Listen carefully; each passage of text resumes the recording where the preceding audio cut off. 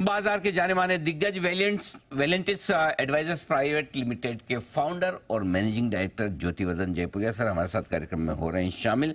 ज्योति sir, बहुत बहुत स्वागत है आपका सर, धन्यवाद हमें समय देने के लिए। सबसे पहले आपको और वेलेंटिस की पूरी टीम को साल 2024 की सर बहुत बहुत शुभकामनाएं और बधाइयां। आपको भी 2024 की शुभकामनाएं। अच्छा साल रहना चाहिए मार्केट के लिए। तो वैसे तो आपने सर पहले सेंटेंस में बता दिया ये अच्छा रहना चाहिए, लेकिन कितना कितना अच्छा, ये बड़ा सवाल, क्योंकि 2023 की शानदार परफॉर्मेंस के बाद लोगों की उम्मीदें थोड़ी बढ़ गई। ये लगता है कि नहीं अब अच्छा समय चल रहा है और अच्छा होगा, तो कंपेयर करें तो कैसी एक्सपेक्टेशंस रखना ठीक है सर? नहीं, देखिए 2023 में जो रिटर्न्स आए वो एक्सपेक्टेशन नहीं रखना चाहिए इस साल, क्योंकि दरअसल यही होता है कि कई बार है ना रिटर्न फ्रंट एंडेड हो जाते हैं, कभी बैक एंडेड हो जाते हैं। तो एक तरह से फ्रंट एंडेड हो गया। आपने देखे तो निफ्टी में भी पिछले एक साल में 20% का रिटर्न आ गया है।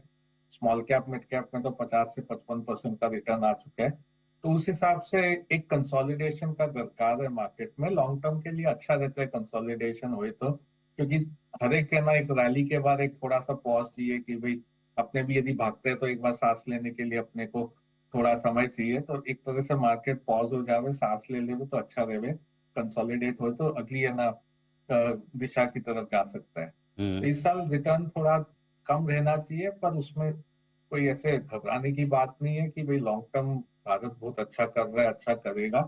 तो इस बार पोर्टफोलियो बनाने का मौका मिलेगा, लोग को थोड़ा पैसा रखना चाहिए। मार्केट जब गिरे तो है ना खरीदना चाहिए, उस टाइम नहीं घबराना चाहिए। लोग क्या होता है कि जब मार्केट गिरता है तब घबरा जाते हैं, ऊपर में ना लेने आ जाते हैं। ठीक बात है, बिल्कुल आप सर कह रहे हैं कि मौका मिलेगा तो वहां पर घबराना ही नहीं, वहां खरीदना है। पिछले साल 20% निफ्टी बढ़ा, मिड कैप स्मॉल कैप 50% बढ़े, इस बार आधे भी पैसे बन जाए तो खुश रहना चाहिए। हाँ, आधे भी बन जाए तो खुश रहना चाहिए, क्योंकि अच्छे जी। से फिर भी अच्छे रहेंगे ना। 10% भी बन गया तो हम्म। डेट से अच्छा रिटर्न आ जाएगा। इस बार मेरे ख्याल से डेट भी थोड़ा अच्छा करेगा, क्योंकि इंटरेस्ट रेट जब कम होंगे तो डेट के भी भाव बढ़ेंगे। तो उस हिसाब से इस बार थोड़ा संतुष्ट रहना चाहिए कि भाई कम रिटर्न आएंगे तो लॉन्ग टर्म में भारत का है ना जो अभी का दिशा चल रहा है वही चलता रहा तो अगले 5 साल 10 साल में बहुत पैसा बनेंगे। परफेक्ट, तो आधा भी बन जाए तो भी आप सोचिए हायर बेस पे आधा बन रहा है, ऐसा नहीं कि लोअर बेस पे बन रहा है। अगर आपका small cap mid cap index 50% बढ़ा हुआ है और अब भी 25 बन जाए तो क्या कहना। अच्छा सर, एक जो चर्चाएं बड़ी जोरों में चल रही थी पिछले साल सेकंड हाफ में, specially large cap versus mid cap small cap, वो तो अच्छा हुआ पिछले 2 महीने में लार्ज कैप थोड़े बढ़ गए तो शांति हुई। अब ये बताएं सर कि 2024 में कहाँ पैसा लगाएं, बड़े शेयर ज़्यादा अच्छे करेंगे या छोटे? तो देखिए अगले 3-4 साल में भारत की इकोनॉमी बहुत अच्छा करेगी और उसमें ना स्मॉल कैप बेहतर करेंगे लार्ज कैप के कंपेयर में, क्योंकि जब भी इकोनॉमी अच्छा करती है स्मॉल कैप के अर्निंग्स बढ़ते हैं ज्यादा लार्ज कैप के कंपैरिजन में। पर अभी जो स्थिति है उसमें ना 3 महीना 6 महीना शायद है ना लार्ज कैप बेहतर करेगा स्मॉल कैप से, क्योंकि दो कारण है। एक तो बहुत अच्छा कर गया स्मॉल कैप, लार्ज कैप है ना थोड़ा कैचअप रैली कर रहा है। दूसरा जो वैल्यूएशन है वो स्मॉल कैप के ज्यादा महंगे हो गए लार्ज कैप के कंपैरिजन में। तो उस हिसाब से एक है ना पॉज चाहिए स्मॉल कैप में। तो अगले 6 महीना में स्मॉल कैप है ना इतना अच्छा नहीं करेगा, लार्ज कैप बेहतर करेगा।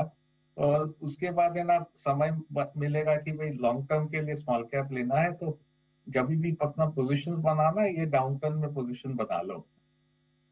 ओके, परफेक्ट है, बिल्कुल ठीक बात है। अच्छा सर, अब ये बताएं कि नतीजों का सीजन अगले हफ्ते से शुरू हो जाएगा, तो इस बार रिजल्ट सीजन कैसा रहेगा? कहाँ आपको उम्मीद है कि नंबर्स अच्छे रहेंगे, कहाँ कमजोर रह सकते हैं? तो देखिए रिजल्ट क्या रहेगा। तो पिछले दो क्वार्टर देखे तो एक तरह से निफ्टी में 30% का ग्रोथ आ चुका है। अभी सेकेंड हाफ में थोड़ा बेस ऊपर हो गया है तो उस हिसाब से करीब 17-18% का ग्रोथ आएगा, 30% का नहीं आएगा। 18 भी अच्छा है, क्योंकि अपने कहीं भी देखे जैसे यूएस में देखे वहां तो 1-2% का ग्रोथ आ रहा है। तो एक तरह से रिजल्ट अच्छे रहेंगे। यहाँ पे नरमी रहेगी थोड़ी आईटी सेक्टर में, जो है ना स्टॉक्स भी नहीं चल रहे वैसे पिछले 2 महीने को छोड़ के, तो एक तरह से वहां पे नरम रहेगा। बैंकिंग में अच्छा रहेगा नतीजा, और बैंकिंग है ना इस बार परफॉर्म नहीं किया लास्ट से 8 महीने से, तो एक तरह से वो एक सेक्टर अच्छा लग रहा है।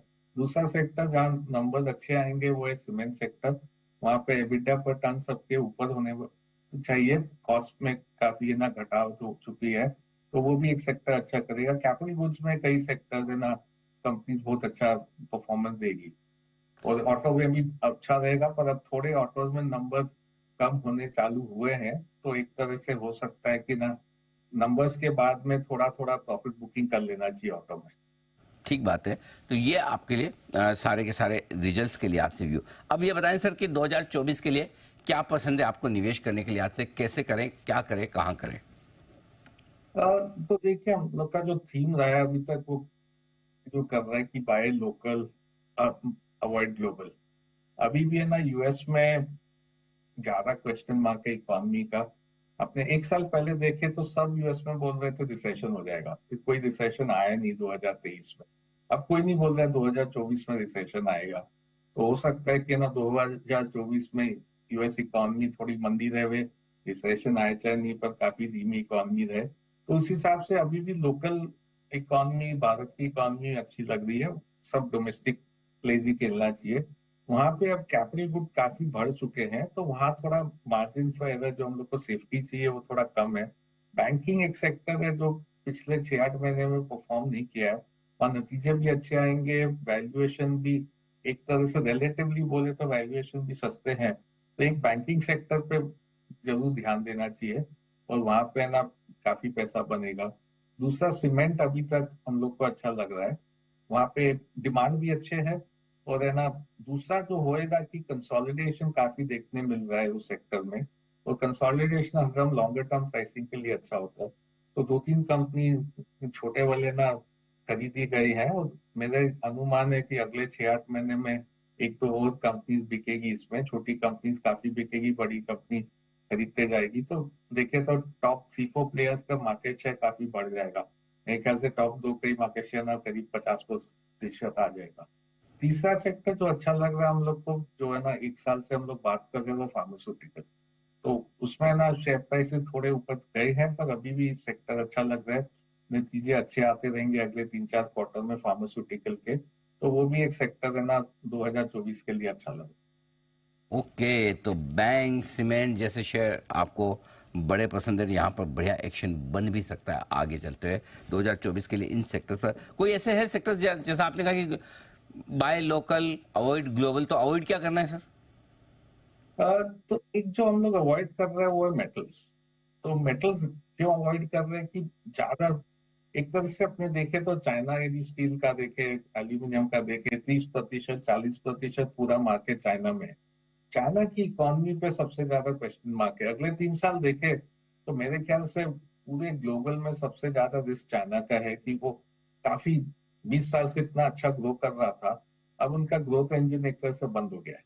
तो वहां पे जो इन्वेस्टमेंट स्पेंडिंग हो रहा था, रोड बन रहे थे, घर बन रहे थे, सब एक तरह से बंद हो गए, क्योंकि डिमांड ही नहीं है।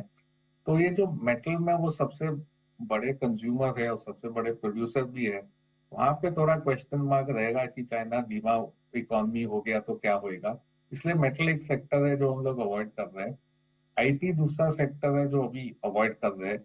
हो सकता है 2024 में यदि ना शेयर प्राइसेस काफी घटे तो सेकेंड हाफ में वहाँ एक मौका मिले, पर इस बार अभी तक तो हम लोग आईटी अवॉइड कर रहे हैं। ये मेटल और आईटी से रहें दूर, बैंक, सीमेंट और फार्मा पर करें भरपूर निवेश। ये ज्योति सर की राय आपके लिए आती हुई। सर बहुत बहुत धन्यवाद समय देने के लिए और बाजार का पूरा डायरेक्शन हमारे दर्शकों को बताने के लिए। Thank you so much sir. Thank you, धन्यवाद।